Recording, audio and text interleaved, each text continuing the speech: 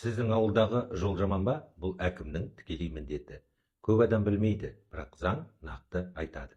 Қазақстан Республикасындағы жергілікті мемлекеттік басқару туралы заңның 35-ші бабына сәйкес ауыл, кент немесе аудандық маңызы бар қала әкімі коммуналдық тұрғын үй қорының сақталуын, автомобиль жолдарының салынуын, қайта жаңартылуын, жөнделуін және күтіп ұсталуын қамтамасыз етуге міндетті.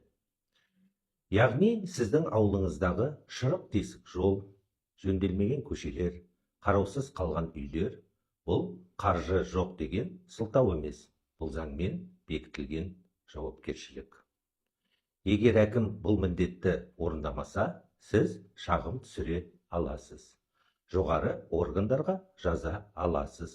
Тіпті сотқа дейін жеткізуге толық құқығыңыз бар.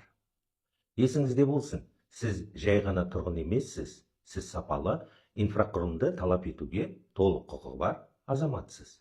Пайдалы болса, лайк басып, парақшама тіркеліңіз.